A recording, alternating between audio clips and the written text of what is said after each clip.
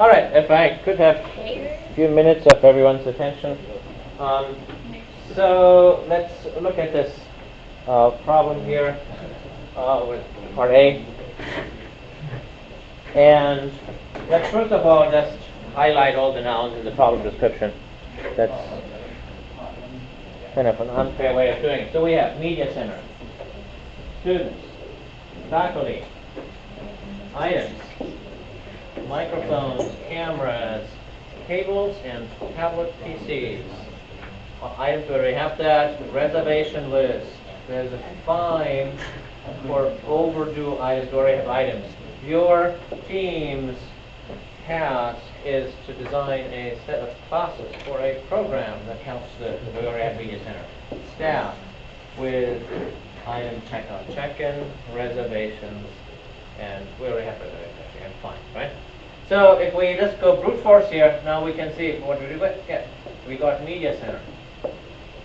All I did is circle the nouns, right? No rocket science involved. Media center, students, faculty, and I make everything in the singular because class names are singular. You know, bank account, rectangle, we always make it singular. Item, microphone. I'm just copying it up. I'm saying this is good. Okay. Okay, reservation list.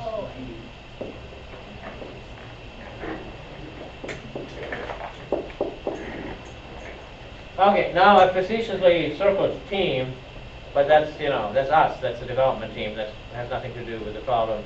And task and classes and programs, the same thing. All right, now when we go through this here, look at student and faculty. Is there any difference how students and faculty are treated in this system? Yeah, it's not specified. It could be, right? It could be that at some point it makes a difference. But more likely they're not. They are just instances of the same thing. So come up with a common name. Customer. Customer kind of means that they pay, whereas this is probably more of a free system. Members. I think members is fine because they have to have some kind of card or something. Let's go with members. And some people, I think, said user, or someone said renter. Yes, I think one group said carbon life form. Whatever. All right. So we have an item. How about microphone, camera, cables, and tablet PCs? They're all nouns. Should I have a class camera and a class? Why not? He's vigorously shaking his head. Why not? Because they could all be put under item. Excellent. That's exactly right. Like an item could have like a string description that says camera or whatever. Yes. And so we really don't need those. And they're not treated in any special way. So if they were treated in a different way, then you would make a different class. But they're all treated really the same way. All right. So then we have the reservation list. Now, fine. I didn't copy it out before. Do I need a class for fine? No. I don't really think I need it either, because what's the fine? It's just some dollar amount. It's just a number. And so normally one tries not to overuse the classes.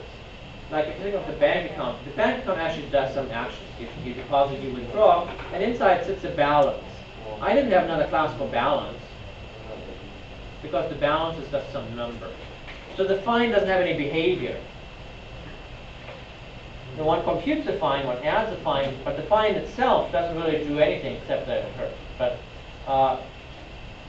if it doesn't have any behavior, one tries to say, can't we just make it into a number or a string? All right, so that's good. So we now have these four classes here. 1, 2, 3, 4. And so now let's look at the dependency between them.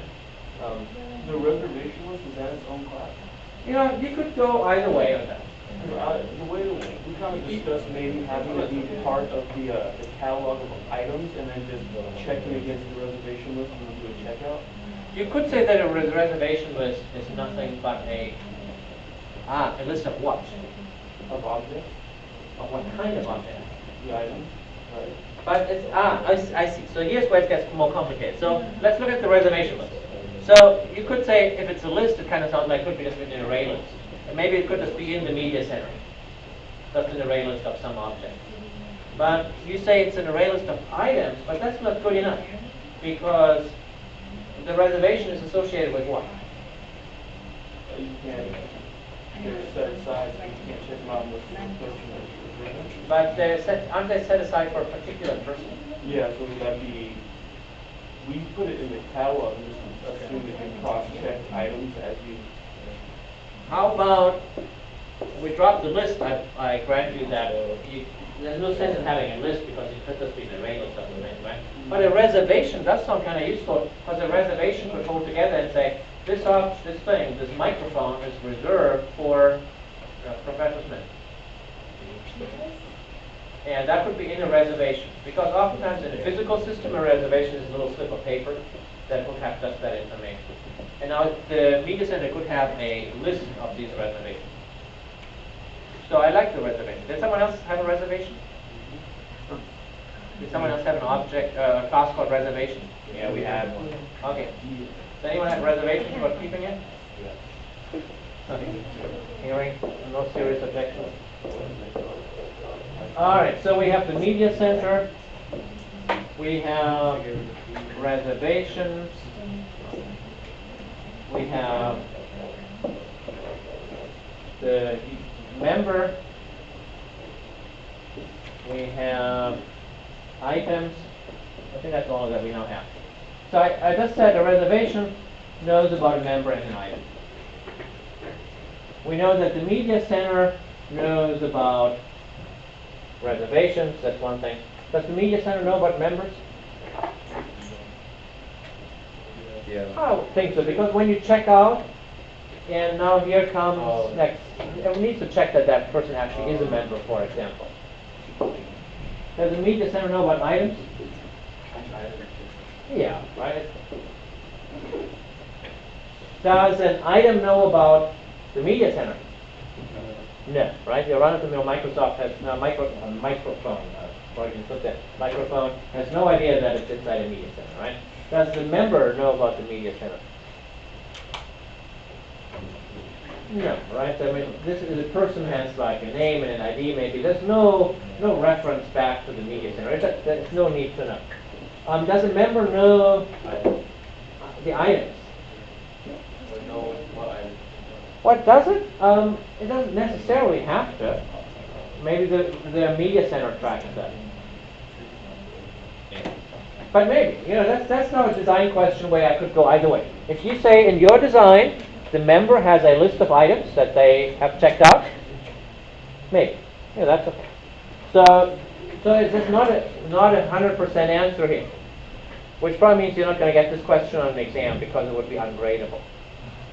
But it is an important question to go through because once you ask yourself those questions, does a member know which items it has checked out? It really changes in how you implement this. So these are useful questions to ask.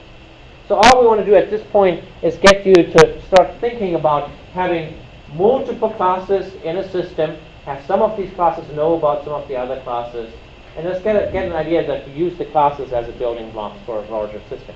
So far you've seen a single class, maybe two classes, and as complexity goes up, you're just going to see these systems that have dozens or hundreds or even thousands of classes. All right, that's what I got. So see you. Oh, no class on Thursday.